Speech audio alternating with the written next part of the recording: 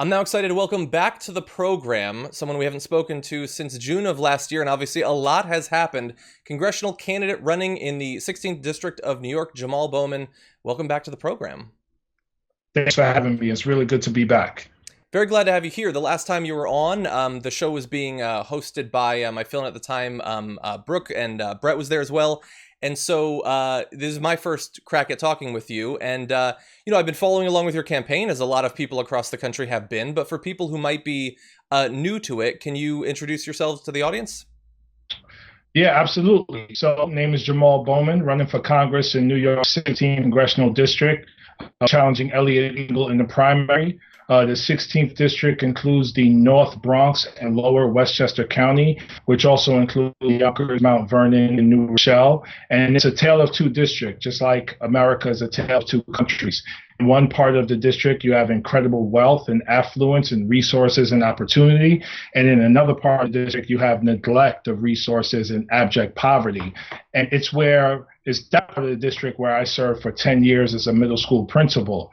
My background is education. I've served in public schools for the last 20 years, started my career as an elementary school teacher in the South Bronx, then became a high school guidance counselor for 3 years. And over the last 10 years, I've served as a middle school principal in Northeast Bronx, which, as I said, resides in the district. And after serving in education for about 8 years and realizing the neglect and inequality and lack of funding and lack of resources that our kids had to deal with, not just in the school system, but outside the school system, I decided to do something about it. So I organized parents, teachers, and students to begin brainstorming ideas for a new revolutionary middle school that we would open in the Bronx. This was during a time when Mayor Mike Bloomberg was trying to open up charter schools and attack teachers' unions and end public education. But we found a loophole to open up a new public district middle school in the Northeast Bronx. Wrote the proposal in 2008. We opened in 2009, and we made history doing great work at school for 10 and a half years.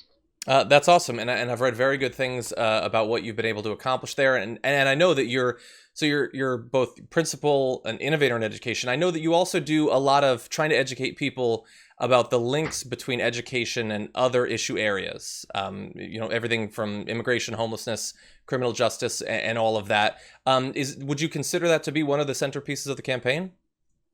Absolutely. One of the reasons why I got into this race is because, when you work in education, public schools in certain communities for that long, you realize and you learn intimately the impact of poverty on the lives of your kids. So poverty is not something that happens by accident. It doesn't happen because people are lazy. Some of the poorest people in this country work incredibly hard and work multiple jobs. It happens by design. It happens because of bad policy. And it happens because we have the wrong Democrats in office not fighting for those who have been historically disenfranchised. So when you have poverty, you have children and you have people dealing with food insecurity, housing insecurity, lack of economic opportunity, unsafe neighborhoods, and children can't thrive in school when they're dealing with all of these things going on outside of the school. So when we, first considered running for office in this district and looked at Elliot Engel's record and looked at his lack of presence, his lack of engagements, the fact that he continued to support corporate PACs and big donors and support weapons manufacturers, big banks, big pharmaceutical companies, big real estate companies, and not fighting for the needs that we have right here at home. We need 70,000 affordable homes right now in our district. We have many in this district, tens of thousands in our district who are uninsured and underinsured. You are 3 times more likely to die of asthma than you are anywhere else in the country. Our schools are underfunded by billions of dollars every year. So there's a lot of work to do here. There's a lot to fight for, and Elliot Engel hasn't been present leading those fights throughout his entire career.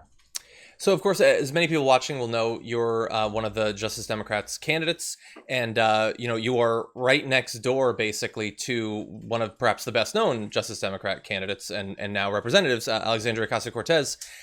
Over the past couple of cycles, and including very recently, we've seen some hard losses of JDs. You had Jessica Cisneros just a couple of points away in Texas not that long ago, as well as wins. I mean, we had Cara Eastman just last night winning.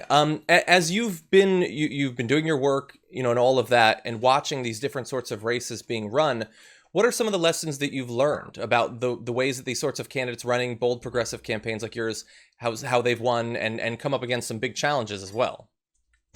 Well, winning is hard, and running for office is hard. And we need as much support as possible, not just we in this district, in this race, but throughout the country. When you look at the progressive movement overall, we need all hands on deck and we need everyone engaged, not just contributing, a couple of dollars here and there, but volunteering, phone banking, postcard writing, connecting via social media. This has to be a movement that includes all of us. And unfortunately, throughout the last few decades, the machine has persuaded people to believe that their voices do not matter and that they're not a part of the democratic process. And it's our job to make sure we engage everyone in the democratic process. So running for office is hard. Winning is obviously hard.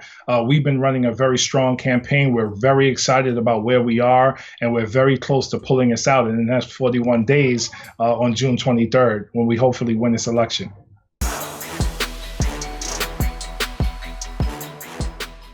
For more political news, breakdowns, interviews, stories of activism, and me trying my hardest to care about the occasional big celebrity news story, subscribe to our YouTube channel at youtube.com/The Damage Report. And you can ring the bell wherever it is so you don't miss anything.